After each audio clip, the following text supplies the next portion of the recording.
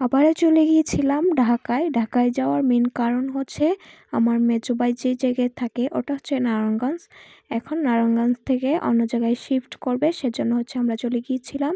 আর আমার ভাইয়ের মেয়ে ও একটু অসুস্থ ছিল, আমার ছোট আম্মু ও একটু অসুস্থও ছিল, আবার আমার আব্বা আম্মাও অনেক দিন যাবৎ দেখে না, সেজন্য হচ্ছে ওকে দেখতে আমরা চলে গিয়েছিলাম। এই যে ঢাকায় যাওয়ার পর ভাবলাম যে কোনো জায়গায় ঘুরতে যাই, তাই যেই কথা সেই কাজ। আমার ভাই, আব্বা আম্মা আমরা সবাই হচ্ছে এই যে ঘুরতে চলে এসেছি। এটা হচ্ছে নারায়ণগঞ্জ শীতলক্ষ্যা নদীর পাড়। এইটা আপনারা অনেকেই চিনে থাকবেন। এই জায়গাটি কিন্তু অনেক সুন্দর দেখতে।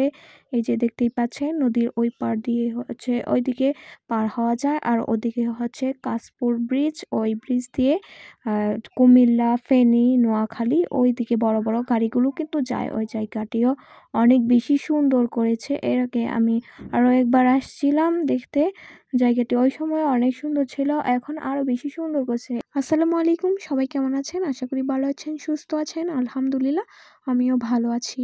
এই যে আমরা নৌকায় উঠে পড়েছিলাম, নৌকা দিয়ে হচ্ছে যাব ওই পার। এই যে এই ব্রিজটি যে দেখতে পাচ্ছেন, এটি দিয়েই কিন্তু কুমিল্লা, নোয়াখালী, ফেনী বিভিন্ন বড় জায়গার গাড়িগুলো কিন্তু যায়। এই জায়গাটিও অনেক বেশি সুন্দর। এই যে আমরা চলে এসেছি নৌকা দিয়ে পার হয়ে। এই জায়গার ভিউ অনেক বেশি সুন্দর। ঢাকা নারায়ণগঞ্জ শহরবাসী ঘোরার জন্য এটি কিন্তু সুন্দর একটি জায়গা।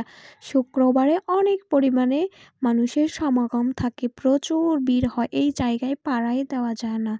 এখানে সবাই ঘুরতে আসে, শুক্রবার ছুটির দিন, নিরিবিলি প্রাকৃতিক পরিবেশ। দেখতেই পাচ্ছেন নৌকা দিয়ে এই পার থেকে হচ্ছে ওই পার যায়।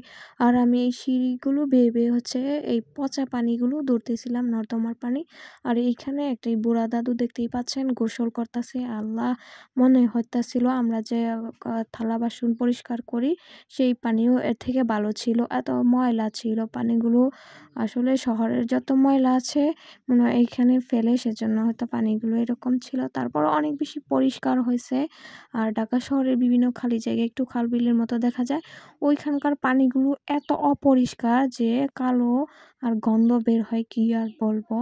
আর এদিকে হচ্ছে আমরা চলে আসছিলাম এই পারে। আবার দেখতেই পাচ্ছেন বিভিন্ন জাহাজগুলো এদিক দিয়ে যাচ্ছিল, আর নৌকাটা ধুমকো মানে এদিক ওদিক খেলছিল। আমার কাছে অনেক বেশি ভয় লাগতেছিল, পানি কিন্তু অনেক ছিল দেখতেই পাচ্ছেন। এদিক দিয়ে হচ্ছে বিভিন্ন বাণিজ্যিক জাহাজগুলো কিন্তু যায়। এই যে বড় একটি জাহাজ এখান দিয়ে যাচ্ছিল, আমরা যাওয়ার পথে দেখে নিয়েছি। এই জাহাজটি কিন্তু অনেক বড় ছিল, দেখতেই পাচ্ছেন। বিভিন্ন জায়গায় মুন্সিগঞ্জ আরো অনেক জায়গায় এই বাণিজ্যিক জাহাজগুলো কিন্তু মালামাল সংগ্রহ করে নিয়ে যায়। আর এই শীতলক্ষ্যা নদীর পানি আরো বেশি অপরিষ্কার ছিল, এখন অনেকটাই পরিষ্কার হয়েছে। আর এদিকে আমার আব্বা শিমের বিচি, বাদাম কিনে খাচ্ছিল। আর আমার ছোট আম্মু এইখানে দেখতেই পাচ্ছেন হাঁটি হাঁটি পা পা করে হচ্ছে চলে যাচ্ছে। সবাই আমার ছোট আম্মুর জন্য অনেক বেশি দোয়া করবেন। সবাই ভালো থাকেন, সুস্থ থাকেন। আসসালামু আলাইকুম, আল্লাহ হাফেজ।